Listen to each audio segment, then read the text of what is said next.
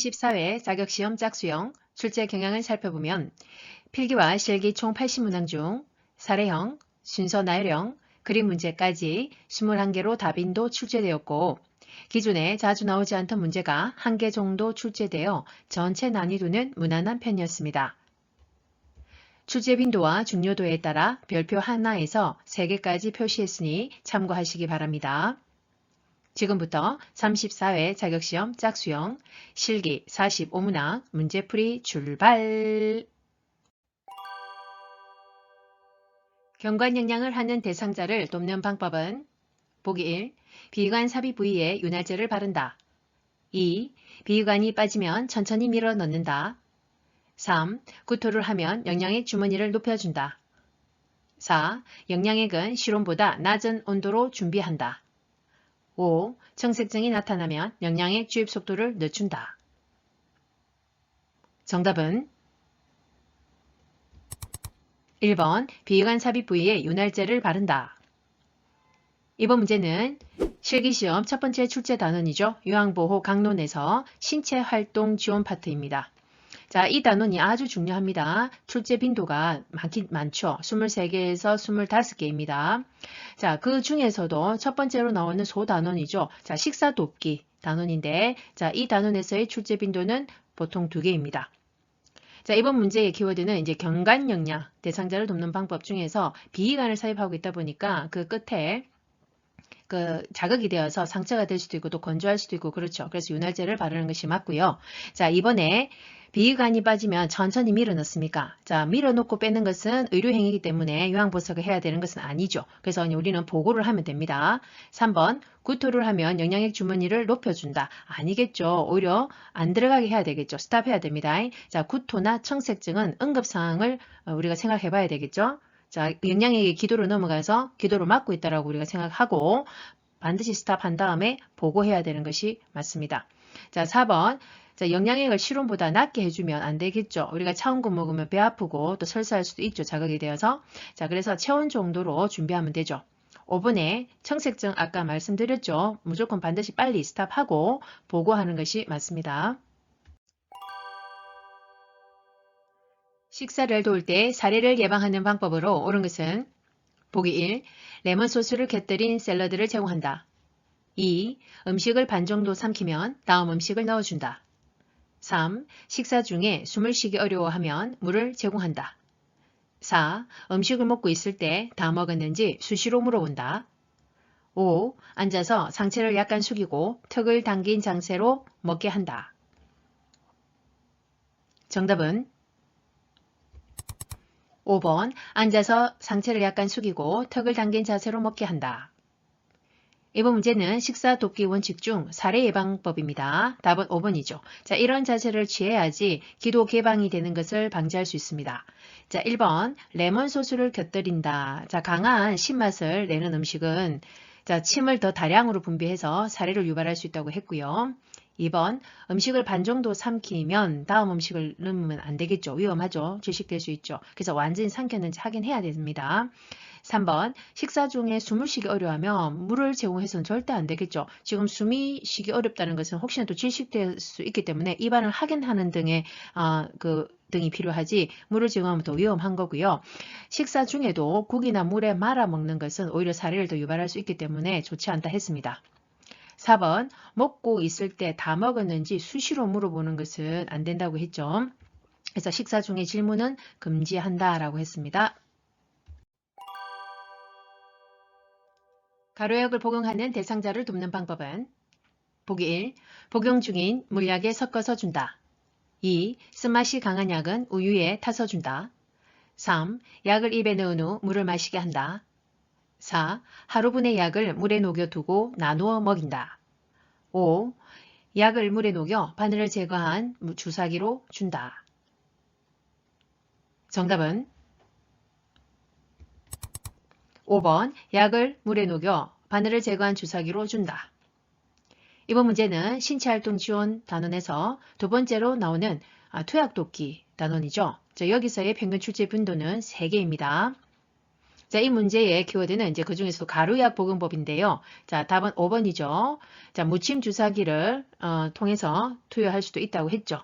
자, 1번에 복용 중인 물약에 섞어서 주면은 안 된다고 했고요. 다른 데 섞지 말고 물에 녹인 후에 자, 숟가락 또는 5번처럼 저 무침 주사기를 이용해서 투여한다고 했죠.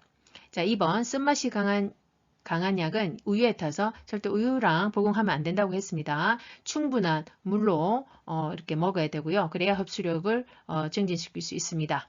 자, 3번, 4번은 뭐 해당 사항이 없죠. 염증이 있는 오른쪽 귀에 물약을 넣는 방법으로 옳은 것은 보기 1. 약을 차게 하여 넣는다. 2. 약을 넣은 후 귀 입구를 부드럽게 눌러준다. 3. 귓바퀴를 후 하방으로 잡아당긴 후 약을 넣는다. 4. 약을 넣은 후 오른쪽 귀를 아래로 향하게 한다. 5. 약을 넣기 전에 면봉으로 귀 속을 깨끗하게 닦는다.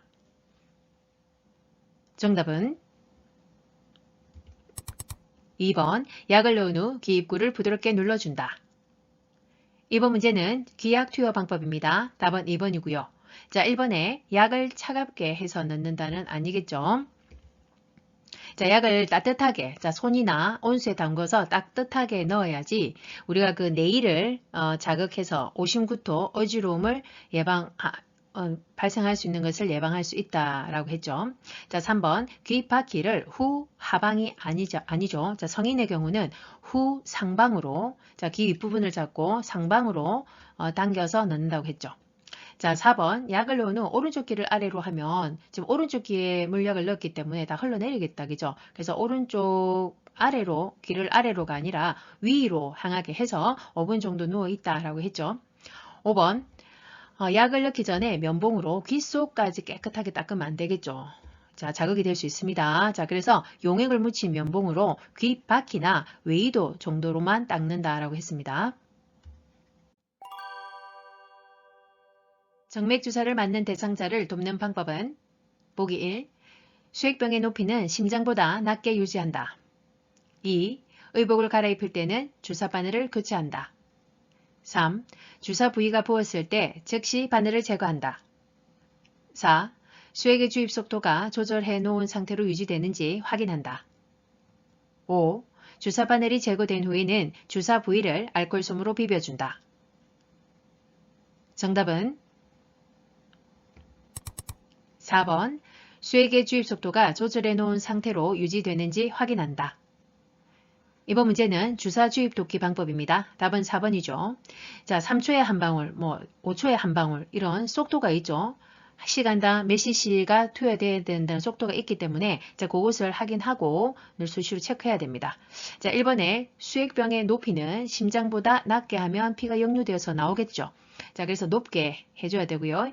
자, 이번에 자, 의복을 갈아입을 때마다 주사 바늘을 교체해서는 환자가 얼마나 찔려야 되겠습니까? 안 되죠. 자, 우리가 돕는 방법은 또 무엇이냐면 주사 바늘을 교체하는 것은 또 뭐 의료인이 해야 되는 것이고, 자, 우리는 이제 이동할 때 수액 세트가 당기는지 또 혹시나도 바늘이 빠지지 않게 주의를 시키고 우리가 체크하는 것입니다. 자, 3번 주사 부위가 부었을 때는 즉시 우리가 제거하는 것 우리의 일이 아니라고 했죠. 자, 그래서 붓거나 붉고 또는 뭐 이렇게 통증이 있거나 이럴 때는 조절기를 잠근 후에 즉시 보고하는 것이 맞습니다. 자, 5번에 주사 바늘을 제거한 다음에 그 부위에 알코올솜으로 비비면 안 된다고 했습니다. 멍이 든다고 했죠. 자, 1, 2분 정도 누르고 비비면 안 됩니다. 심상에서 배변하는 대상자를 돕는 방법은 보기 1. 주변을 조용하게 해준다. 2. 복부를 시계 방향으로 마사지한다. 3. 배에 힘을 주도록 침대머리를 낮춘다. 4. 배변 후 항문에서 요도 쪽으로 닦는다. 5. 바지를 내린 후 하반신을 무릎 덮개로 덮어준다. 정답은 2번 복부를 시계 방향으로 마사지한다.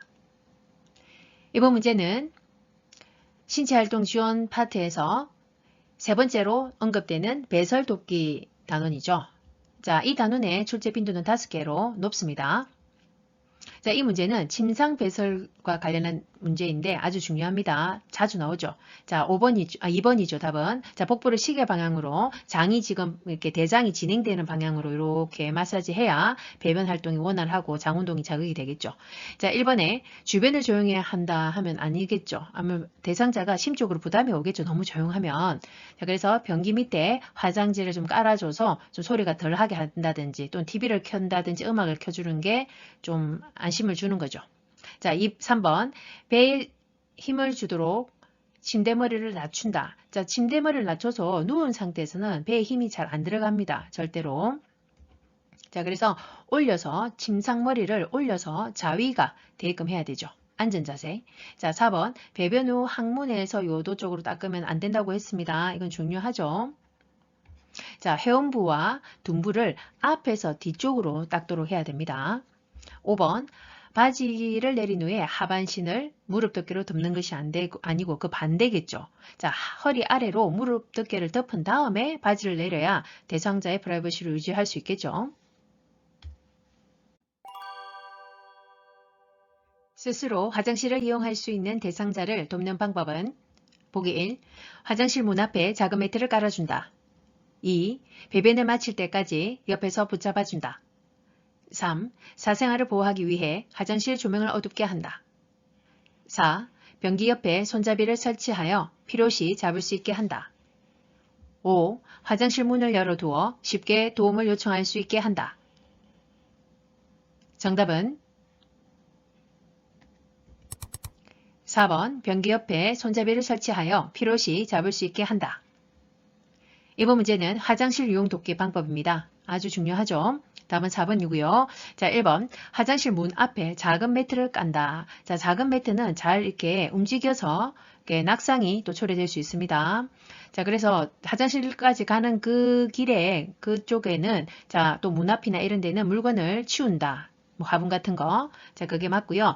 자, 깔더라도 매트를 미끄럼 방지 매트를 설치하는 것이 안전하죠. 욕실 안에도. 자, 2번 배변을 마칠 때까지 옆에서 붙잡아 준다. 이러면 어르신이 또 그 화장실도 사용하는데 좀 부담이 있겠죠. 옆에 사람이 있으면. 자, 그래서 밖에 있기를 원하면 호출기를 두고 누를 수 있도록 설명한 다음에 필요시 도울 수 있도록 하는 것이 맞죠.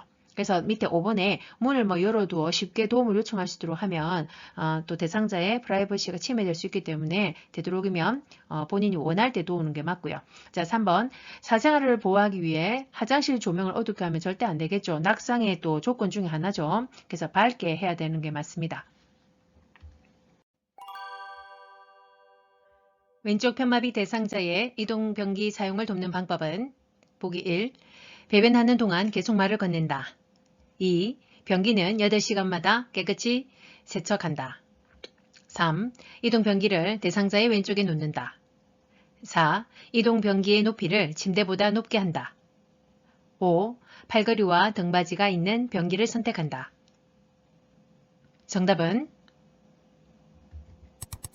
5번 팔걸이와 등받이가 있는 변기를 선택한다. 이번 문제는 이동변기 사용 돕기 방법입니다. 자, 왼쪽 편마비의 경우죠. 자, 답은 5번이고요. 자, 팔걸이와 등받이가 있어야 더 안전하죠. 자, 1번 배변하는 동안 계속 말을 건넨다. 계속 말을 건네면 대상자가 불편하겠죠. 그래서 대상자가 원하면 밖에서 대기를 하고 호출벨로 알리도록 하는 거죠. 2번 변기는 8시간마다 세척한다가 아니고 즉시 자, 세척을 하고 환기도 시켜야 됩니다. 3번 이동변기를 대상자의 왼쪽에 놓습니까? 아니죠. 왼쪽이 지금 편마비니까 건강한 쪽 30도에서 45도 각도로 놓거나 또는 빈틈없이 딱 침대에 붙이든지 해야 되죠. 4번 이동변기의 높이를 침대보다 높게 하면은 이동하다가 또 낙상의 우려가 있기 때문에 똑같이 해야 됩니다. 그리고 이제 앉았을 때 이동변기가 두 발이 닿도록 해야 낙상의 예방이 됩니다. 유치 도뇨관을 하고 있는 대상자가 소변을 보고 싶다고 할 때 먼저 해야 할 일은 보기 1. 수분 섭취를 제한한다. 2. 유치 도뇨관을 제거한다. 3. 화장실을 이용하도록 돕는다. 4. 유치 도뇨관의 연결관을 잠근다. 5. 아랫배에 팽만감이 있는지 확인한다. 정답은 5번 아랫배에 팽만감이 있는지 확인한다. 대상자가 몇 번의 실금 후 기저귀 사용을 요청할 때 대처 방법은 보기 1. 보호자와 의논하게 한다. 2. 노인이 실금하는 것은 정상이라고 말한다. 3. 도뇨관을 이용하여 정기적으로 소변을 빼준다. 4. 대상자가 원하는 대로 신속하게 기저귀를 채워준다. 5. 기저귀 사용보다 배뇨 간격에 맞추어 소변을 보게 한다. 정답은 5번 기저귀 사용보다 배뇨 간격에 맞추어 소변을 보게 한다. 이번 문제는 기저귀 사용 돕기 방법인데 그러니까 기저귀의 사용은 최후의 방법입니다. 그래서 우선 배뇨 간격 시간을 체크해서 늘 누는 나오는 시간을 체크해서 배뇨 훈련을 먼저 해야 되겠죠. 대상자의 의치 관리와 사용을 돕는 방법은 보기 1. 의치를 뜨거운 물에 담가둔다. 2. 의치를 세척한 후 끼고 자게 한다. 3. 의치를 물로 헹군 후 건조기로 말린다. 4. 의치를 뺄 때는 아래쪽을 먼저 뺀다. 5. 칫솔에 의치 세정제를 묻혀 의치를 닦는다. 정답은 5번 칫솔에 의치 세정제를 묻혀 의치를 닦는다. 이번 문제는 신체활동 지원 이제 네 번째 출제 단원이죠. 개인위생 돕기 방법이고요. 여기서의 평균 출제 빈도는 5개입니다. 많이 나오죠. 자, 이 문제는 의치와 관련한 내용이죠. 답은 5번이고요. 자, 1번 의치를 뜨거운 물에 담그면 당연히 변형이 오겠습니다. 그래서 의치는 찬물을 담근 그 뚜껑 있는 용기에다가 보관해라 라고 했죠. 2번 의치를 세척한 후 끼고 자면 안 되죠. 자, 주무시는 동안은 빼서 보관을 해야 잇몸의 압박을 자극을 감소시켜서 혈액순환을 돕는 겁니다. 3번 의치를 물로 헹군 후 건조기로 말리면 안 되겠습니다. 자, 아까 5번처럼 자, 칫솔에 의치 세정제를 묻혀서 닦은 다음에 흐르는 미온수로 헹군다 라고 되어 있습니다. 4번 의치를 뺄 때 아래쪽 먼저 빼는 거 아니죠.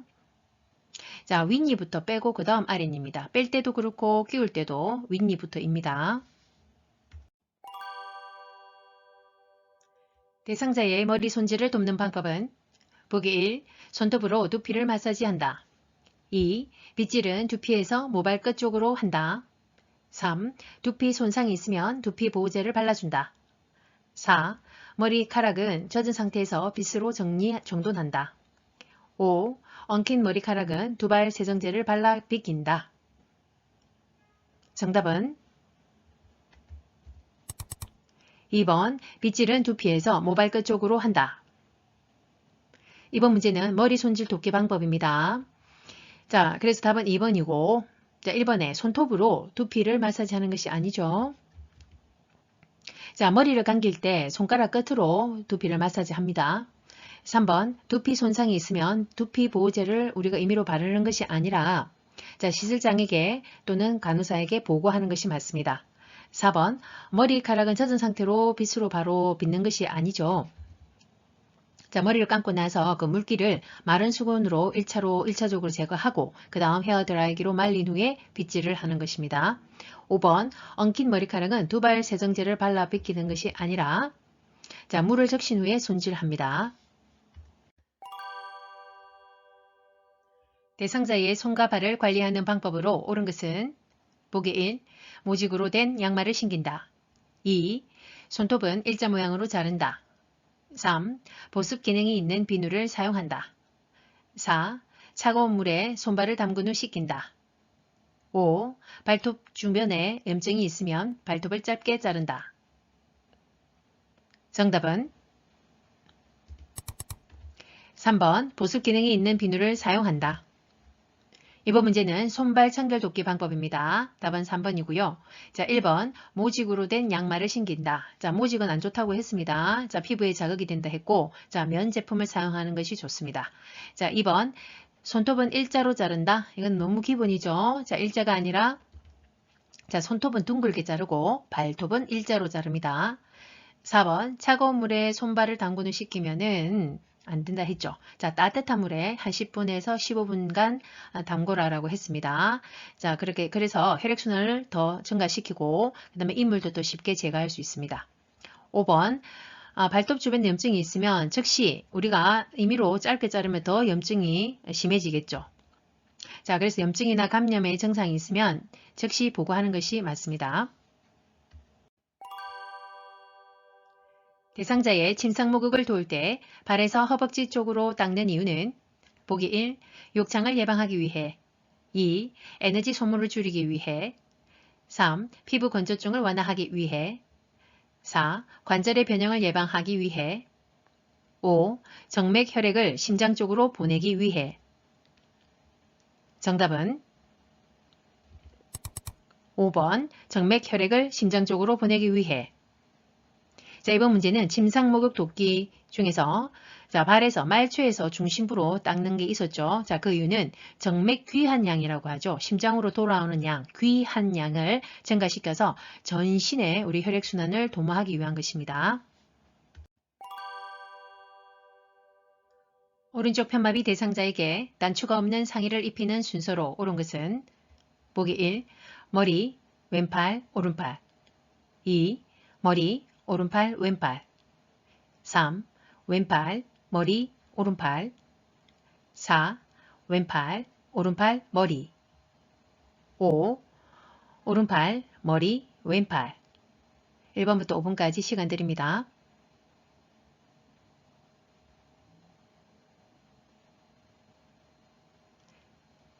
정답은 5번 오른팔, 머리, 왼팔. 이번 문제는 옷 갈아 입히기 방법이죠. 이것도 잘 나오죠. 정리하셔야 됩니다. 자, 우리가 반드시 알아두셔야 할 것은 자, 옷을 항상 입을 때는 입을 때는 마비된 쪽을 먼저 지금 옷을 입힐 때는 지금 옷에 여유가 있잖아요. 그러니까 마비된 쪽을 먼저 입힌다. 그 다음에 벗을 때는 지금 입고 있으니까 옷에 지금 여유가 없죠. 그러니까 구부려야 되기 때문에 어디 쪽부터? 건강한 쪽부터 벗길 때는. 자, 요 두 개만 딱 기억해 놓으시면 다 정리되고요. 그리고 이 문제처럼 단추가 없는 상이면 그리고 T죠. 자, T를 우리가 입히고 벗길 때는 중간에 항상 머리를 넣고 빼고 하는 거죠. 그죠? 자, 요것만 정리하시면 되죠. 그래서 지금 입히는 순서니까 지금 입힐 때는 마비 쪽부터죠. 자, 그러니까 지금 오른쪽 편마비이기 때문에 자, 오른쪽 팔이 먼저 오고 그 다음에 중간에 머리, 그 다음에 왼팔 건강한 팔이 뒤에 옵니다. 대상자가 의자에 앉아 있다가 일어설 때 정상 반응으로 옳은 것은 그림 1번에서 5번까지 확인하시고 시간 드립니다.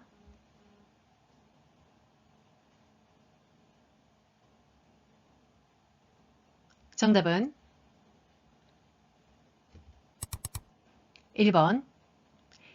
자, 이번 문제는 신체활동 지원 파트에서 5번째 출제 단원인 체위 변경과 이동 돕기입니다. 자, 이것도 출제 평균 빈도가 5개로 중요합니다. 자, 이 문제는 일어설 때 정상 반응해서 잘 나오지 않는 문제인데 지금 언급이 됐죠. 자, 1번이고요. 자, 보시면 발목을 무릎보다 뒤쪽으로 가져가고 자, 상체를 숙여 자, 얼굴이 무릎보다 앞쪽으로 움직이는 것입니다. 편마비 대상자를 휠체어에서 방바닥으로 이동시키는 순서로 옳은 것은 가. 건강한 손으로 바닥을 짚게 한다. 나. 대상자의 마비 측 어깨와 몸통을 부축해준다. 다. 건강한 다리에 힘을 주어 바닥에 내려앉게 한다. 라. 휠체어 잠금 장치를 잠그고 발 받침대를 올려 발을 바닥에 내린다.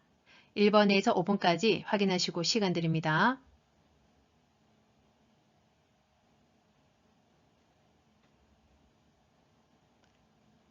정답은 4번 라, 나, 가, 다. 이번 문제는 휠체어에서 방바닥으로 이동하는 순서 나열형 문제입니다. 주로 이 반대 방바닥에서 휠체어로 이동하는 것이 좀 더 잘 나오죠. 자, 교재에 나와 있는 그림을 보면서 이해를 돕기 위해서 보겠습니다. 자, 제일 먼저는 휠체어에 일단 잠금 장치를 당연히 잠그고 발 받침대를 올려 발을 바닥에 내려놓는 것 라가 첫 번째고, 자, 두 번째, 자, 요양보호사는 대상자의 마비 측 옆에 이렇게 서서 자, 어깨와 몸통을 지지해 줍니다. 그 다음 대상자는 건강한 손으로 바닥을 짚고 그 다음에 건강한 다리를 힘을 주어서 바닥에 내려앉는다. 요 순서가 맞죠? 다음 그림 같은 휠체어를 접는 순서로 옳은 것은 가. 잠근 장치를 잠그고 발 받침대를 올린다. 나. 양쪽 팔걸이를 모아 접는다. 다. 시트 가운데를 들어 올린다. 1번에서 5번까지 확인하십시오.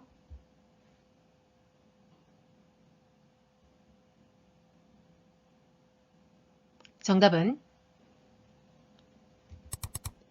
2번 가, 다, 나. 자, 이번 문제는 휠체어 이동 돕기에서 그 접는 순서를 물어보는 것입니다. 기본적으로 알아두셔야 되겠죠. 자, 먼저 가죠. 자, 잠금 장치를 항상 먼저 잠그고 발 받침대를 이렇게 위로 올려 두는 거죠. 자, 그 다음에 다 시트 가운데를 들어 올리죠. 이쪽 시트 가운데를 요쪽과 요쪽을 잡고 위로 끌어 올립니다. 그래서 들어 올리면서 나 양쪽 팔걸이를 모아 접는, 양쪽 이제 팔걸이를 잡고 이렇게 딱 붙이는, 모아서 접는 이런 개념이죠. 다음 그림에서 오른쪽 편마비 대상자의 지팡이 보행을 도울 때 지팡이 끝의 위치는 1번 가에서 5번 마까지 확인하십시오.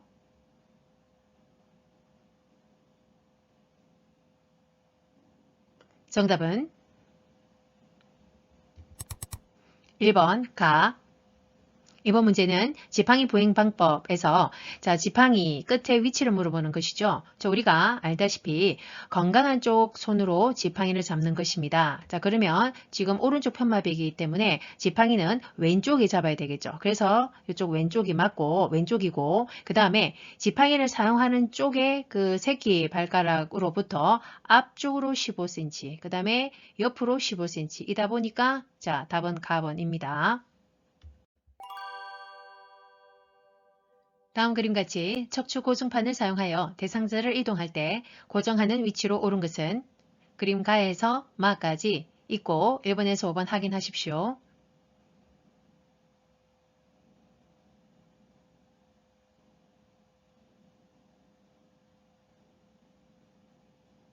정답은 3번 나, 다, 라.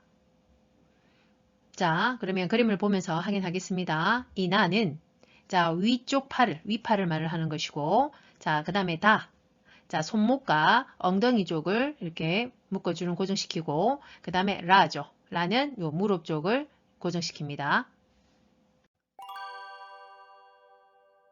다음 그림과 같은 자세 변환용 쿠션을 선택할 때 고려해야 하는 사항은 보기 1. 커버는 분리되지 않아야 한다.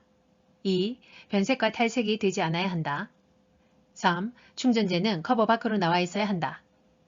4. 마찰이 적은 소재로 잘 미끄러져야 한다. 5. 지퍼는 사용하기 쉽게 노출되어 있어야 한다. 정답은 2번 변색과 탈색이 되지 않아야 한다. 이번 문제는 신체활동 지원 파트에서 5번째 출제 단원인 복지용구 단원입니다. 자, 이곳의 평균 출제 빈도는 1개에서 2개입니다. 자, 이번 문제는 자세 변환형 쿠션 복지 연구에 대한 것인데 자, 변색과 탈색이 당연히 되지 않아야 되는 게 맞고 자, 1번 커버는 분리되지 않아야 됩니까? 아니죠. 분리되어야 되겠죠. 자, 분리되어야 자, 세척과 소독이 가능하겠죠. 3번 충전재가 커버 밖으로 나와 있어야 한다. 자, 아니죠. 자, 내부 충전재는 밖으로 나와서 안 된다. 되어 있죠. 4번 마찰이 적은 소재로 잘 미끄러지면은 위험하겠다. 그죠? 자, 너무 미끄럽지 않아야 되고 딱딱하지도 않아야 되죠. 5번 지퍼가 자, 사용하기 쉽게 노출되어 있으면 안 되겠죠. 신체에 직접 접촉이 되지 않도록 감추어져 있어야 합니다. 분비물을 처리할 때 감염을 예방하기 위한 방법으로 옳은 것은 보기 1. 가래가 묻은 시트는 소각 처리한다. 2. 배설물이 묻은 세탁물은 따로 세탁한다. 3. 소변이 묻은 기저귀는 말려서 재사용한다. 4. 혈액이 묻은 의류는 뜨거운 물에 담가둔다. 5. 손은 흐르는 물로 씻은 후 젖은 수건으로 닦는다. 정답은 2번 배설물이 묻은 세탁물은 따로 세탁한다. 자, 이번 문제는 신체활동 지원 파트에서 7번째 출제 단원인 감염질환 예방입니다. 자, 이곳에 출제 빈도는 1개에서 2개입니다. 특히 이 문제는 또 반복해서 나오는 문제죠. 분비물 처리 방법이죠. 자, 2번입니다. 배설물이 묻었을 때는 당연히 따로 세탁, 분리해 놨다가 세탁하는 것입니다. 자, 1번에 자, 가래가 묻은 시트는 소각 처리한다. 뭐 소각까지는 필요 없겠죠. 자, 분리 배출하고 따로 세탁하면 됩니다. 자, 3번. 자, 소변이 묻은 기저귀는 재사용하는 것 아닙니다. 자, 4번. 혈액이 묻은 의류는 뜨거운 물에 담갔다가 아니죠. 체액이나 혈액이 묻었을 때는 찬물로 닦고 더운 물로 헹군다. 그리고 필요시 소독한다 라고 되어 있죠.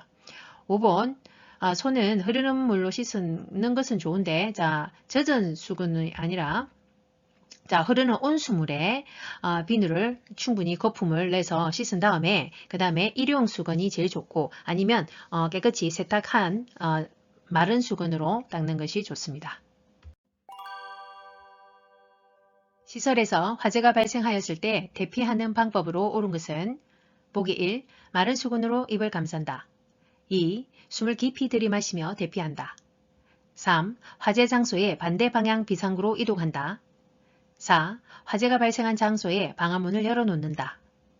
5. 허리를 펴고 양손으로 벽을 짚으며 이동한다. 정답은 3번 화재 장소의 반대 방향 비상구로 이동한다.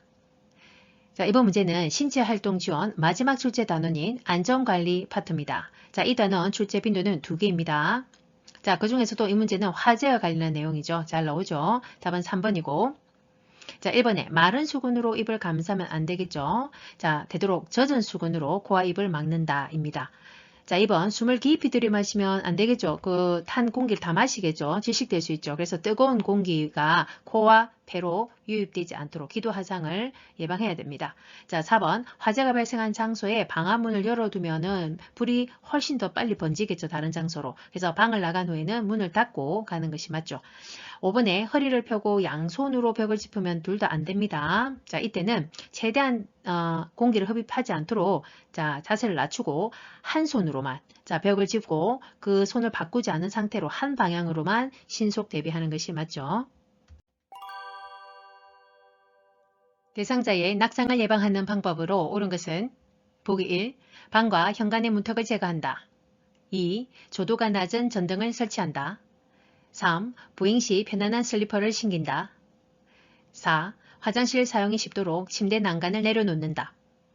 5. 외출 시 엘리베이터보다 계단을 이용하도록 한다. 정답은 1번 방과 현관의 문턱을 제거한다.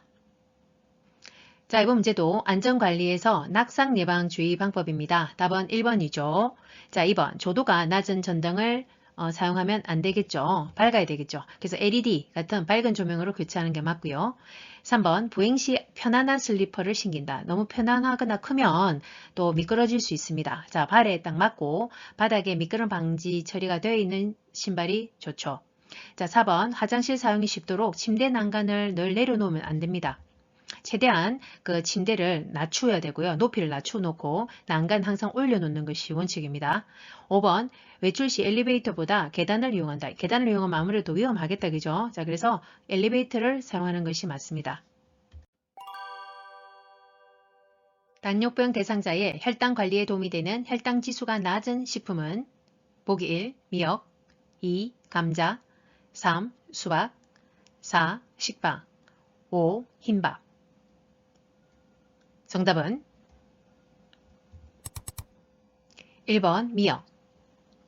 자, 이번 문제부터서는요. 이제 단원이 바뀌었습니다. 큰 단원이. 자, 용보 강론에서 일상생활 및 개인활동 지원 파트입니다. 자, 이 단원의 출제 빈도는 2개에서 3개입니다. 자, 그 중에서 일상생활 지원에서 이 문제는 당뇨병 식사관리 방법인데 자, 혈당 지수라고 하는 것은 우리가 혈당을 빠르게 올리는 정도를 나타내는 지수죠. 자, 그런데 그게 이제 낮은 식품. 자, 그래서 1번이고 자, 교재에 나와 있는 내용을 한번 보자면 혈당 지수가 낮은 식품에 요 미역이 해당이 되죠. 자, 기타 현미밥, 바나나, 포도, 오렌지, 딸기, 사과, 그 다음에 배, 양배추, 우유, 콩 이런 것들이 해당이 되고요. 나머지 2번에서 5번은 자, 혈당 지수가 높은 식품에 해당이 됩니다. 대상자의 친구를 관리하는 방법으로 옳은 것은 보기 1. 푹신한 매트리스를 사용한다. 2. 오리털 이불은 햇볕에 말린다. 3. 재봉선이 없는 시트를 사용한다. 4. 습기를 흡수하는 베개 속을 사용한다. 5. 침대 커버는 한 달에 한 번 세탁한다. 정답은 3번 재봉선이 없는 시트를 사용한다. 이번 문제는 침구를 관리하는 방법입니다. 답은 3번이죠. 자, 재봉선이 있거나 아니면 풀을 너무 빳빳하게 먹인 경우에는 욕창의 원인이 될 수 있다고 했습니다. 피부 자극이 되어가지고. 자, 1번 푹신한 매트리스를 사용하면 안 된다고 했습니다. 자, 자세가 나빠지고 또 피로감을 느낄 수 있기 때문에 단단하면서도 탄력 있고 지지력 있고 습기를 배출할 수 있는 것을 사용한다 했습니다. 자, 2번 오리털 이불은 햇볕에 말리지 않고요. 자, 양모나 오리털은 그늘에 말린다 입니다. 4번 습기를 흡수하는 베개 속을 사용하면 안 됩니다. 오히려 습기를 흡수하지 않아야 되고 열에 강해야 되는 것. 자, 그래서 메밀 껍질 같은 식물 종자 같은 것을 사용하는 것이 좋다고 했죠. 5번 침대 커버는 한 달에 한 번 세탁하는 것이 아니라 자, 3일에서 5일에 한 번씩 세탁을 하고 만약에 더러워졌다면 수시로 교환하는 것이 맞죠. 제가 대상자와 외출할 때 동행하는 방법으로 옳은 것은 보기 1. 함께 걸을 때 보폭을 넓게 하여 이동한다. 2. 계단 끝까지 빠르게 이동한 후 쉬게 한다. 3. 외출이 만족스러웠는지 가족에게 확인한다. 4. 차량 이용 시 요양보호사가 먼저 탑승한다. 5. 대상자의 건강 상태를 고려하여 외출 계획을 조정한다. 정답은 5번 대상자의 건강 상태를 고려하여 외출 계획을 조정한다. 이번 문제는 외출 동행 방법입니다. 답은 5번이고 자 1번 자 걸을 때 보폭을 넓게 해서는 안 되죠. 어르신들이 그 보폭이 좁아져 있기 때문에 또 낙상의 우려가 있습니다. 그래서 보폭은 작게 2번 계단 끝까지 빠르게 이동한 다음에 쉬면 안 됩니다. 그래서 계단을 오를 때 그 중간중간 폭이 넓은 곳 계단이 있으면 그때 쉬게 하고 그 다음에 천천히 이동해야 되는 게 맞죠. 3번 외출이 만족스러웠는지 자 가족에게 확인할 것이 아니라 대상자에게 확인을 해야 되겠죠. 4번 차량 이용 시 요양보호사가 먼저 탑승하고 있어야 될 게 아니라 자, 요양보호사는 승하차 시에 안전하게 지원을 해야 됩니다. 그리고 앉을 때도 대상자 몸에 밀착해서 옆에서 보조를 해야 되겠죠. 제가 치매 대상자의 안전사고를 예방하는 방법으로 옳은 것은 보기 1. 방문 안쪽에 잠금 장치를 설치한다. 2. 난간 주변에 밝은색 야광 테이프를 붙인다. 3. 채광을 고려하여 방은 1층보다 2층에 배치한다. 4. 모기약은 쉽게 찾을 수 있도록 화장대 위에 둔다. 5. 노출된 온수 파이프는 열 전도율이 높은 것으로 감싼다. 정답은 2번 난간 주변에 밝은색 야광 테이프를 붙인다. 이번 문제는 이제 큰 단원이 바뀌었습니다. 요양보호 강론에서 치매 요양보호 파트입니다. 자, 이 단원의 출제 빈도는 평균 10개로 실기 시험에서 두 번째로 다빈도 출제되는 파트이기 때문에 중요합니다. 특히 이 문제는 안전사고, 치매 대상자의 안전사고 예방법입니다. 답은 2번이고요. 자, 1번. 방문 안쪽에서 잠글 수 있으면 안 됩니다. 어르신이 또 임으로 잠글 수 있기 때문에. 그래서 방 안에서 잠그지 못하는 문을 설치해야 되고요. 자, 3번. 자, 방은 치매 어르신 같은 경우에는 당연히 1층이 당연히 더 좋죠. 또한 가족이 보았을 때 거실에서 봤을 때 가족이 그 방안을 관찰할 수 있는 그 배치여야 합니다. 자, 4번. 모기약은 어르신들이 혹시나 이걸로 또 혹시나 입으로 뭐 먹을 수도 있고 그렇기 때문에 화장대 같은 보이는 데 두면 안 되겠죠. 자, 위험한 물건 또 발견할 수 없는 곳에 보관해야 됩니다. 자, 노출된 온수 파이프 열 전도율 높으면 이게 어르신이 또 모르고 만져가지고 화상의 우려가 있죠. 자, 그래서 절연체로 감싼다 되어 있습니다. 3년 전 딸이 사망한 치매 대상자가 내 딸이 왜 이렇게 안 오지? 라고 반복해 물으며 밖으로 나가려 할 때 대처 방법은 보기 1. 딸을 기다리는 이유를 물어본다. 2. 딸이 3년 전에 사망했다는 사실을 알려준다. 3. 좋아하는 트로트 프로그램을 함께 보자고 한다. 4. 조용해질 때까지 하던 일을 하며 모르는 척한다. 5. 딸이 어제 다녀갔으니 기다리지 말라고 설득한다. 정답은 3번. 좋아하는 트로트 프로그램을 함께 보자고 한다. 이번 문제는 치매 요양보호에서 아주 중요한 파트, 자, 문제 행동 유형이죠. 자, 그 중에서도 반복적 질문과 행동이 나옵니다. 자, 여기에서 답은 3번이죠. 그래서 주의를 다른 데로 좀 환기시키고 관심을 유도하는 거죠. 다른 곳으로. 자, 그래서 교재에 나와 있는 기본 원칙을 보겠습니다. 좋아하는 노래를 한다든지 또는 과거의 추억을 이야기하고 또 고향 얘기를 하면서 정서적 안정감을 주고 또 주의를 딴 데로 돌리는 환기시키는 것이 원칙이죠. 그래서 답이 3번이었고 그 다음에 단순한 일거리를 제공한다든지 그 다음에 해가 되지 않는다면 그 행동이나 그 뭐 질문이 무리하게 중단해서는 안 된다. 이고 그 다음에 억지로 고치려 해서도 안 된다가 기본 원칙입니다. 치매 대상자의 약물 복용을 돕는 방법은 보기 1. 인지장애 증상이 나타날 때마다 약을 제공한다. 2. 약물을 복용한 후 침상에서 절대 안정하게 한다. 3. 증상의 변화에 따라 약의 양을 조절하여 제공한다. 4. 약물 부작용이 나타나면 메모하여 병원에 가져간다. 5. 복용량의 양을 줄이고자 할 때는 기관장의 허락을 받는다. 정답은 4번. 약물 부작용이 나타나면 메모하여 병원에 가져간다. 이번 문제는 치매 대상자의 약물 복용을 돕는 방법입니다. 답은 4번이죠. 자, 우리가 약물이 바뀌었거나 용량을 늘렸을 때, 자, 그 전에 없던 증상이나 부작용이 나타날 수 있죠. 그럼 그것을 면밀히 관찰한 다음에 메모해서 병원에 가서 주치의에게 전달하는 것이 맞습니다. 자, 주로 나타날 수 있는 부작용으로는 우리 알아두셔야 되겠죠. 진정, 너무 깔아앉는다. 그 다음에 어지러움, 손떨림, 초조불안 등이 해당이 될 수 있습니다. 자, 1번 같은 경우에 인지 증상이 나타날 때마다 치매약을 먹는 것은 아니죠. 꾸준히 치매약은 복용하는 것입니다. 매일매일. 처방 용량에 따라. 그 다음에 2번 약물을 복용한 후 침상에서 절대 안정한다. 무조건 절대 안정하는 거 아닙니다. 아까처럼 부작용이 심하게 뭐 어지럽거나 뭐 너무 깔아앉거나 이런 증상이 나타날 때는 휴식이나 절대 안정이 필요하겠지만 무조건 먹었다고 절대 안정은 아니라는 거죠. 자, 3번. 증상의 변화에 따라 양을 조절한다. 우리가 임의로 양을 조절해서 제공하는 거 아니죠. 그때그때 그러면 주치의와 상의해서 처방을 뭐 변경하든지 해서 제공하는 것이 맞겠죠. 5번도 마찬가지죠. 자, 복용량을 줄이고자 할 때 기관장의 허락을 받는 것이 아니라 당연히 병원에서 주치의와 상의해서 변경하는 것이 맞죠.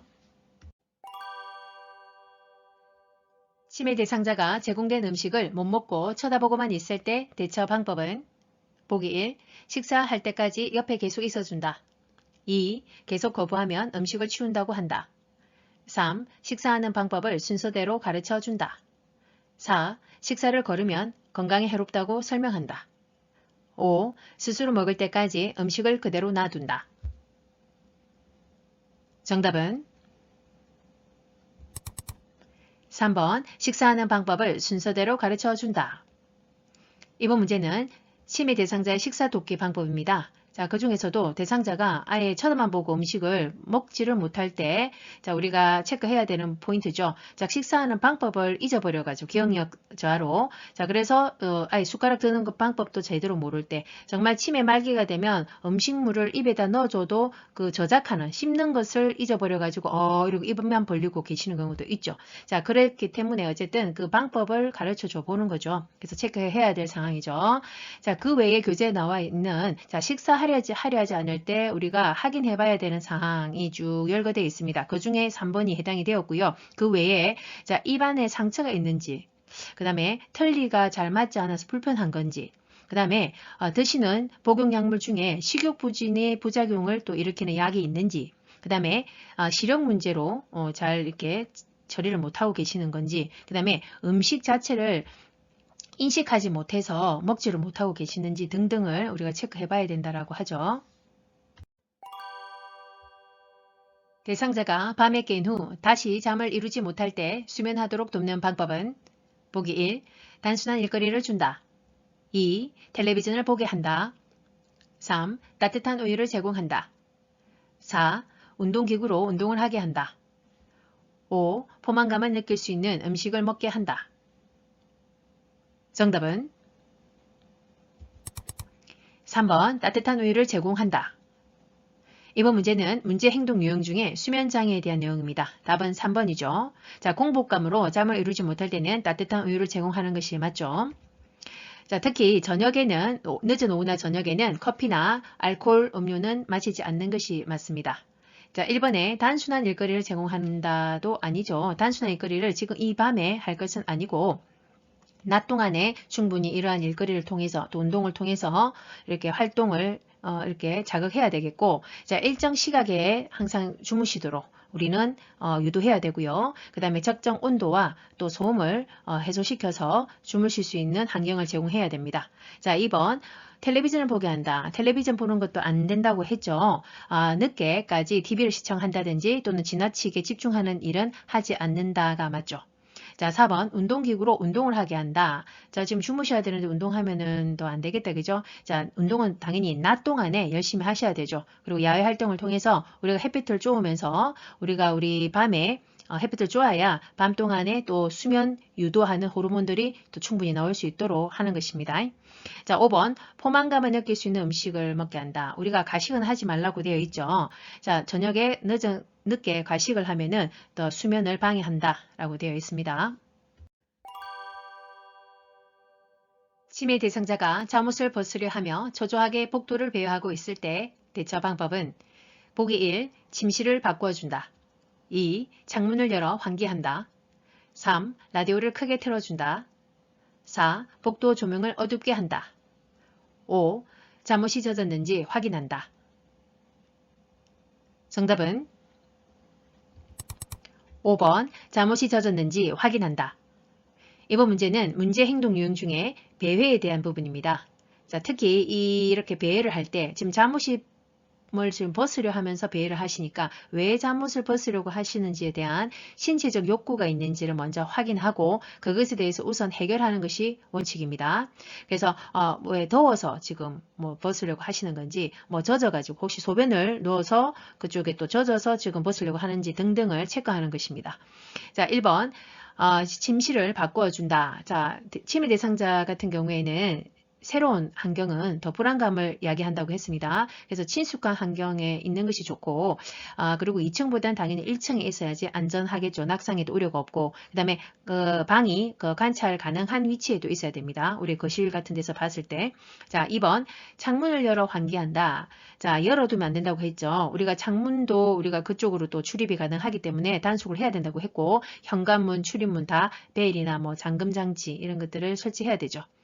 3번 라디오를 크게 틀어둔다. 자, 크게 틀면 소음이 커지면 치매 어르신들은 그게 이제 공포감, 불안감을 야기시킨다고 했죠. 그래서 소음은 포위당했다라는 느낌을 받는다고 하죠. 4번 복도 조명을 어둡게 한다. 어둡게 해놓으면 어르신들이 또 낙상의 우려가 있습니다. 그래서 어둡지 않게 해야 되고 안전한 환경을 조성해야 됩니다. 치매 대상자가 큰 소리로 욕을 하며 베개를 던지려고 할 때 대처 방법은 보기 1. 신속하게 자리를 피한다. 2. 힘으로 제압하며 진정시킨다. 3. 방 안에 혼자 있게 하여 행동을 수정한다. 4. 화가 난 것을 이해한다고 부드럽게 말한다. 5. 폭력적인 행동을 계속하면 퇴소시킨다고 경고한다.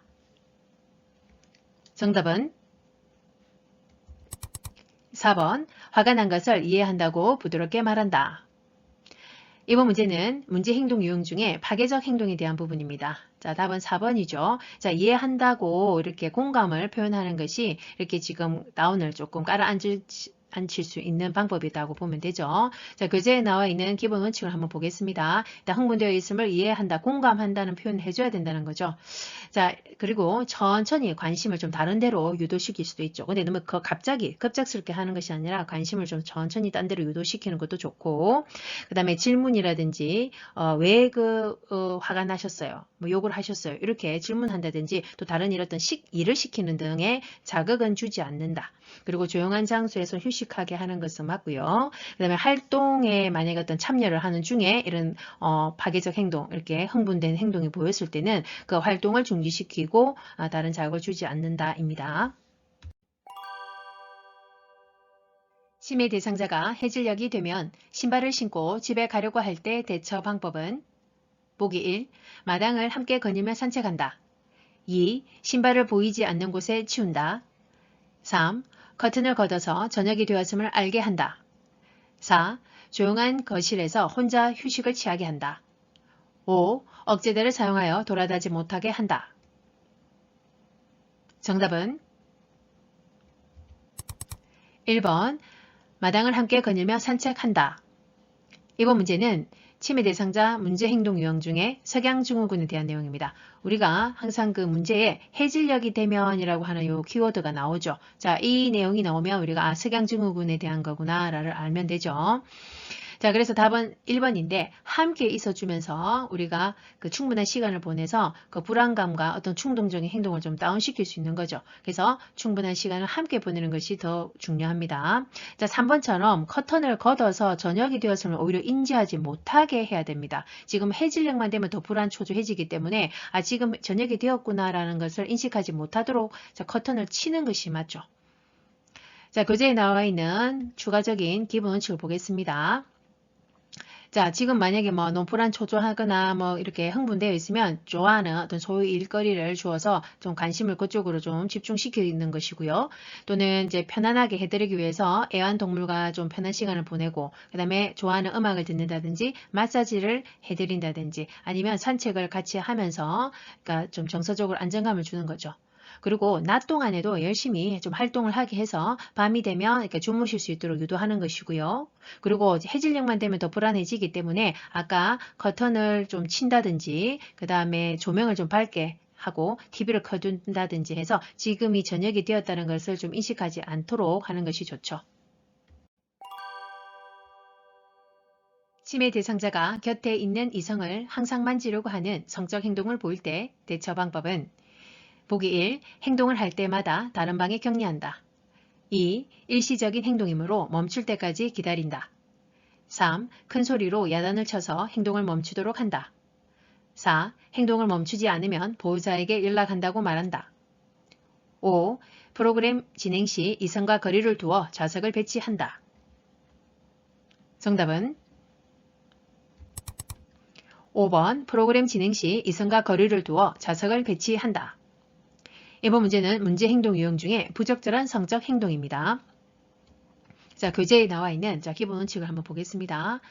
일단 무조건 지금 현재는 항상 뭐 이렇게 만지려고 하는 행동을 보인다고 했기 때문에 그렇지만 그냥 계속 뭐 옷을 벗는다든지 속옷을 벗는다든지 뭐 이렇게 할 때 그것이 무조건 성적 행동이구나라고 판단할 것은 아니고 옷을 벗으려고 하는 그 이유가 무엇인지 또는 뭐 신체적 욕구 불편함이 있어서 벗으려고 하는지를 그 원인을 파악을 해서 그것에 대한 욕구를 해결해 주는 것이 우선입니다. 그 다음에 어떤 지금 성적 행동 같은 경우에는 벌과 보상을 적절히 사용해서 행동을 교정하는 것도 맞습니다. 그 다음에 어떤 성적 행동이 심할 때는 공공장소라든지 또 방문객을 방문하게 하는 것을 좀 제한하는 것이 맞고요. 그리고 성적 행동을 한다고 해서 너무 당황하지 말고 화를 낸다든지 감정적인 표현을 하지 말고 그냥 옷을 입혀드리는 것이 맞죠. 유황보사가 대상자와 효과적으로 의사소통하는 방법으로 옳은 것은 보기 1. 자신은 항상 옳다고 말한다. 2. 모든 일의 전문가라고 말한다. 3. 자신감 없는 소극적인 태도로 말한다. 4. 나쁜 내용을 해고하거나 상기시키지 않는다. 5. 대상자의 말을 자신의 경험에 비추어 해석한다. 정답은 4번 나쁜 내용을 해고하거나 상기시키지 않는다. 이번 문제는 요항보호 강론에서 의사소통 및 정서 지원 단원입니다. 이 단원의 출제 빈도는 평균 4개에서 5개입니다. 특히 이제 이 문제는 효과적인 의사소통 방법 중에 효과적으로 말하기에 대한 내용이 지금 언급되어 있는데요. 답은 4번이죠. 나쁜 내용을 해고하거나 상기시키지는 않는 것이 좋고 나머지 1번에서 1, 2, 3번은 효과적으로 말하는 것을 방해하는 요소입니다. 이렇게 해서는 안 된다는 것이죠. 안 된다. 그 다음에 5번 같은 경우에는 대상자의 말을 무조건 자신의 경험에 비추어 해석하면 안 됩니다. 왜 경험치마다 다 개개인의 경험은 또 다를 수 있죠. 정도도 다르고 그렇기 때문에 무조건 내 경험에 비추어 그거 아니다. 그거 맞다. 이렇게 해석해서는 안 된다는 거죠. 자, 그래서 이거는 오히려 경청을 방해하는 요소 중에 하나였습니다. 다음 대화에서 요항보사가 권유한 여가 활동 유형은 대상자, 휠체어로 이동하며 하루 종일 할 일도 없이 왔다 갔다만 하고 너무 심심해 시간도 빨리 안 가고 요항보사 많이 심심하셨군요. 어르신은 집중을 잘하시니 서예 교실에 참여하시는 건 어떠세요? 보기 1. 운동활동 2. 사교 오락 활동 3. 종교 참여 활동 4. 자기개발 활동 5. 가족 중심 활동 정답은 자기개발 활동. 이번 문제는 여가 활동 유형에 대한 내용입니다. 자, 최근에는 잘 좀 출제되지 않던 문제인데 그 코로나 보통 그 이전 2, 3년 전에는 아주 매번 나오던 문제들이거든요. 자, 한번 정리를 교재 나에는 잠깐 해볼게요. 자, 자기개발 활동은 말 그대로 자기 개발을 위한 거죠. 우리 보통 책과 관련한 거, 독서, 교실, 책 읽기 이런 건 다 자기 개발입니다. 자, 그 다음에 그림 그리기, 서예, 뭐 악기 연주, 민요, 교실 등등 다 이건 자기 개발입니다. 자, 서예 교실은 그래서 자기 개발이었고요. 그 다음에 가족 중심 활동은 말 그대로 가족끼리 하는 시간을 보내는 뭐 소풍, 나들이, 대화 이런 것들이 다 해당이 되고요. 그 다음에 종교 참여 활동 말 그대로 종교 행사에 참여하는 것들이죠. 그 다음에 사교 오락 활동은 우리 보통 문화 활동한다 하는 거 있죠. 영화, 연극, 음악, 뭐 전시회 이런 데 가는 거, 활동하는 거. 자, 그 다음에 운동은 말 그대로 운동, 뭐 체조나 가벼운 산책 등등은 해당이 될 거고, 그 다음에 여기 소일 활동에 보면 여기 신문 보기 있죠. 이거는 소일 활동입니다. 아까 책 읽기는 자기 개발 활동이었습니다. 자, 이런 거 좀 구분하시고, 그 다음에 텃밭 가꾸고 그냥 TV 보는 정도, 간단한 뭐 이렇게 놀이하는 거 다 소일 활동 정리하시면 되죠. 다음 상황에서 나 전달법을 활용한 요항보사의 반응으로 옳은 것은 요항보사, 요즘 식사도 조금 하시고 몸무게도 줄어든 것 같아요. 좋아하는 떡을 준비했으니 좀 드셔보세요. 대상자, 떡을 조금 먹더니 입맛이 없어 더 못 먹겠네. 요항보사 반응. 보기 1. 요즘 입맛이 많이 떨어지셨군요. 2. 드시고 싶은 다른 음식이 있으세요? 3. 잘못 드시는데 무슨 걱정이 있으세요? 4. 나이가 드실수록 밥심으로 사셔야 해요. 5. 식사량이 적어 건강이 나빠질까봐 걱정이 돼요. 정답은 5번 식사량이 적어 건강이 나빠질까봐 걱정이 돼요. 이번 문제는 나 전달법에 대한 내용입니다. 자, 말하기 소통 방법 중에 나 전달법의 내용이 교재에 나와 있었죠. 자, 원칙을 한번 보면요. 나 전달법은 자, 상대방의 그 행동 또는 그 상황을 비난 없이 그냥 풀어주는 거죠. 얘기를 하는 거죠. 그래서 식사량이 적으시니까까지가 상대방의 행동을 이제 표현을 하는 거고요. 그 다음에 나에게 그 행동으로 인해서 나에게 미치는 영향이나 지금 현재 우리에게 미치는 영향을 말을 하는 것입니다. 그래서 건강이 그래서 식사량이 적어 건강이 나빠질까 봐 이게 이제 영향을 미치는 거죠. 이걸 표현한 거고요. 그 다음에 그것에 대한 이제 내가 느낀 바까지 자, 걱정이 돼요가 이제 내가 느낀 바를 자, 표현하는 것입니다. 그리고 이제 마지막 하나 더 있다면 원하는 바를 명확하게 말합니다. 걱정이 돼요. 그래서 어르신이 조금이라도 더 드셨으면 좋겠네요. 라고까지 이제 마무리할 수 있겠죠. 다음과 같이 의사소통을 할 때 도움이 되는 대상자는 첫째, 이미지 전달이 어려운 사물은 직접 만져보게 한다. 둘째, 대상자를 중심으로 오른쪽, 왼쪽을 설명하여 원칙을 정해준다. 보기 1. 시각장애 2. 청각장애 3. 언어장애 4. 진압력장애 5. 주의력 결핍장애 정답은 1번 시각장애. 이번 문제는 상황별 의사소통 방법입니다. 그 중에서 시각장애의 소통법을 물어보는 것이죠. 그래서 답은 1번이고요. 자, 교재에 나와 있는 자, 시각장애 소통법에 대해서 추가적으로 알아보면요. 자, 이것 외에 자, 일단 항상 정면에서 이야기를 나누고 천천히 그리고 정확히 전달되어야 됩니다. 그리고 사물의 위치를 시계 방향으로 설명할 수 있죠. 뭐 3시 방향, 9시 방향 이런 식으로 더 알아들을 수 있도록 자, 안 보이시니까. 그 다음에 이쪽 저쪽 뭐 여기 저기 이런 지시대명사는 사용하면 안 된다고 했죠. 잘 보이지 않기 때문에. 자, 그 다음에 신체 접촉 전에 먼저 말을 건네야 됩니다. 지금 안 보이시기 때문에 덥석 어르신 손을 잡는지 어깨를 잡으면 깜짝 놀라시겠죠. 자, 그래서 신체 접촉 전에 먼저 어르신 저 왔어요 하고 이제 손을 잡는지 해야 되겠죠. 자, 그 다음에 보행을 할 때는 자, 우리 요양보호사가 반보 앞에서 먼저 반보 앞에 서서 팔을 이렇게 이끌어주는 자세를 해야 또 안정감을 느낄 수 있습니다. 치매 대상자와 신체적 언어를 사용하여 의사소통하는 방법으로 옳은 것은 보기 1. 옆에 서서 대화한다. 2. 팔짱을 끼고 대화한다. 3. 손짓 발짓을 피하며 대화한다. 4. 눈높이를 맞추기 위한 자세를 취한다. 5. 뒤에서 어깨를 감싸며 부드럽게 다가간다. 정답은 4번 눈높이를 맞추기 위한 자세를 취한다. 이번 문제는 치매 대상자와의 비언어적 의사소통 방법입니다. 그러니까 신체적 언어를 사용하는 방법을 물어보는 것이죠. 답은 4번이죠. 그래서 눈높이를 항상 맞추고 위에서 뭐 팔짱을 낀다든지 이렇게 거듭하게 할 것이 아니라 눈높이를 맞춰서 그러니까 다리를 우리가 이제 구부려서 이렇게 눈높이를 맞추는 게 맞죠. 자, 1번에 옆에 서서 대화한다. 자, 옆에 서서 하는 것이 아니고 항상 우리가 대화는 그 정면에서 눈을 바라보면서 얘기하는 것이 맞습니다. 자, 2번 팔짱을 끼면 안 된다고 했죠. 위화감이 조성이 되고 위협적인 자세가 될 수 있기 때문에 또 주먹을 친다든지 이런 자세는 피한다고 했고요. 그 다음에 손짓 발짓을 피한다고 했는데 오히려 손짓 발짓 또는 소리 등을 활용해야 된다라고 했습니다. 자, 5번 뒤에서 감싸 안으면 어르신들이 깜짝 놀라시겠다. 그죠? 그래서 접근 시에는 앞에서 다가가는 것이 맞습니다. 더 추가적으로 보면 관심을 보이면서 이렇게 언어 소통을 해야 되는데 자, 미소를 짓는다든지 또 손을 잡고 얘기를 한다든지 이런 것들이 필요하죠. 대상자에게서 부작용이 나타날 수 있는 약물 복용 방법은 보기 1.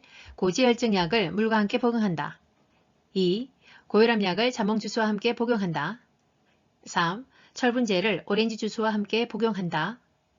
4. 차감된 보관된 니트로글리세린을 복용한다. 5. 가운데 절단선이 있는 알약을 잘라 복용한다. 정답은 2번 고혈압 약을 자몽주스와 함께 복용한다. 이번 문제부터서는요. 자, 요양보호 강론에서 응급상황 대처 단원입니다. 자, 이 단원은 실기시험 마지막 출제 단원이고 평균 출제 빈도는 4개입니다. 그 중에서 자, 약물 중독과 오남용에 대한 내용인데 이 문제는 지금 약물 복용을 제대로 하지 틀린 것을 물어보는 것이죠. 그래서 답은 2번이고 나머지는 잘 복용한 것이죠. 복용법에 따라서.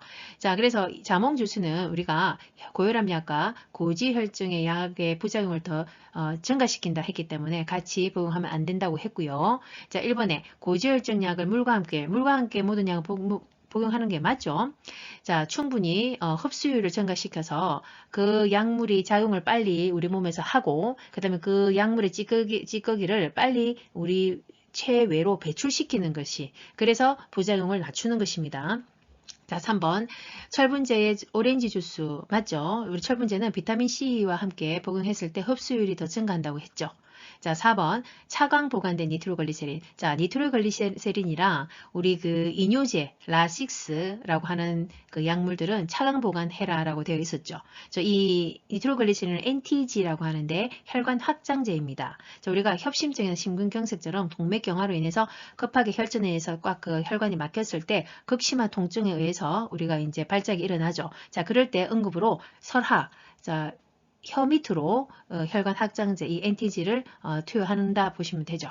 그래서 맞고요. 5번에 가운데 절단선이 있는 약들은 우리가 분쇄하거나 분할할 수 있다고 했죠. 그러나 장용 코팅제, 자, 코팅되어 나오는 거 있죠. 우리가 소장에서 흡수가 되도록 하기 위해서 코팅이 되어 나오는 애들, 그 다음에 서방제를 해갖고 용량은 높고 그 다음에 12시간 동안 오랫동안 지속할 수 있도록 하는 이런 서방제로 나온 애들은 분할, 분쇄할 수 없다라고 되어 있습니다.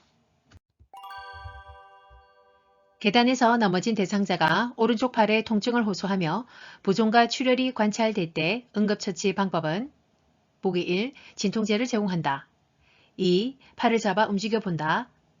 3. 통증 부위를 마사지한다. 4. 부종 부위에 온찜질을 한다. 5. 출혈 부위에 멸균거즈를 대고 지혈한다. 정답은 5번 출혈 부위에 멸균거즈를 대고 지혈한다. 이번 문제는 응급상황 중에서 골절에 대한 내용입니다. 중요하죠. 반복되어 나오죠. 자, 그래서 골절은 되었는데, 자, 통증과 함께 부종과 함께 그 개방성 상처로 인해서 또 출혈까지 지금 복합적으로 증상이 나타나고 있습니다. 그래서 지금 출혈이 있는 부위에는 답 5번처럼 멸균거즈를 대고 지혈하는 게 맞고, 특히 우리가 오픈되어 있는 그 개방성 상처일 경우에는 출혈이 있을 때는 반드시 되도록이면 장갑이 있다면 장갑을 끼고 접촉하는 것이 맞습니다. 그래야 환자도 보호하고 또 우리 스스로도 보호할 수 있는 부분입니다. 자, 1번에 진통제를 제공한다. 자, 우리가 임의로 진통제를 뭐 준다든지 약을 제공해서는 안 되죠. 의료 행위이기 때문에. 자, 2번 팔을 잡아 움직여 본다. 지금 골절에 지금 의심이 되는데 움직이는 것은 절대 안 되죠. 골절일 때는 무조건 고정시키는 것이 우선입니다. 자, 그래서 부목이 있다면 또 적용해 주는 것이 더 좋죠. 자, 3번 통증 부위를 마사지하는 것도 당연히 움직이는 것이기 때문에 안 되겠죠. 자, 특히 이제 튀어나와 골절로 인해서 튀어나와 있는 부분이 있다면 직접 압박해서는 안 된다라고 되어 있죠.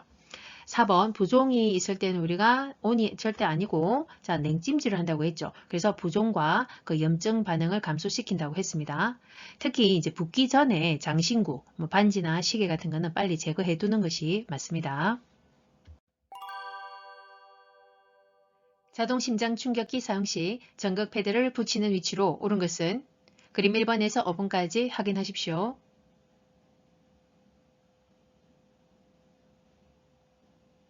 정답은 1번. 자, 이번 문제는 자동 심장 충격기 사용 시 전극 패드 붙이는 위치죠. 자, 그림으로도 알아두셔야 되죠. 자, 오른쪽은 자, 오른쪽 빗장뼈 밑이고 자, 왼쪽은 자, 중간 겨드랑이 선이라고 알고 계시죠? 의식을 잃고 쓰러져 있는 대상자에게 시행하는 심폐소생술 단계로 옳은 것은 자, 보기 1번에서 5번까지 확인하시고 시간 드립니다.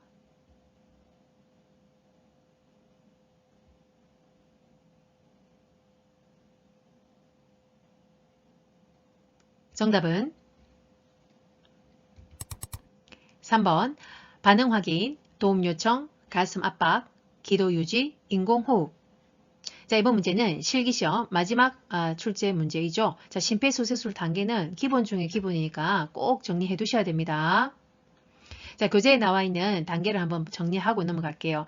자, 첫 번째 반응 확인부터 마지막 자동 심장 충격기가 가져왔을 때 적용하는 것까지 쭉 정리해 두셔야 되고, 반응 확인은 먼저 자, 양쪽 어깨를 두드리면서 심하게 흔들리면 안 되고요. 자, 괜찮으세요? 괜찮으세요? 확인합니다. 반응이 없습니다. 그러면 이제 도움 요청 바로 들어가야 되죠. 119에 신고를 하도록 지시하고 심장 충격기를 가져오도록 이제 요청한 다음에 이제 바로 가슴 압박이 들어갑니다. 자, 바로 시작하는데, 자, 흉골의 아래쪽 절반부이죠. 누르는 위치 정확히 아셔야 되고, 자, 속도는 분당 100에서 120회. 자, 이것은 그럼 0.5초에서 1초에 한 번을 시행한다 보면 되죠. 그리고 흉골이 5cm이나 아래로 내려가서 심장을 탁 칠 수 있도록 그러니까 5cm 정도로 누릅니다.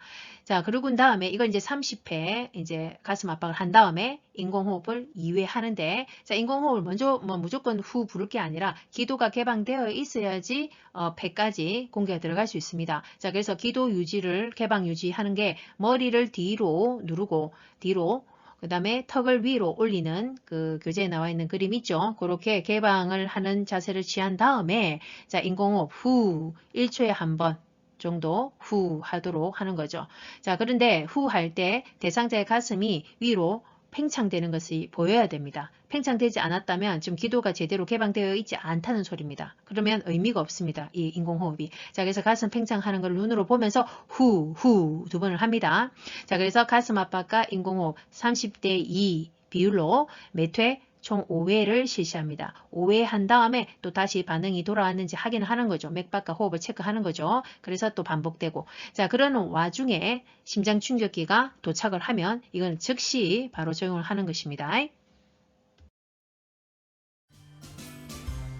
앞으로 다양한 학습 내용을 통해 어린이들과 다시 만날 그 시간까지 우리 모두 두나미스, 두나미스. 구독, 좋아요, 알림 꾹.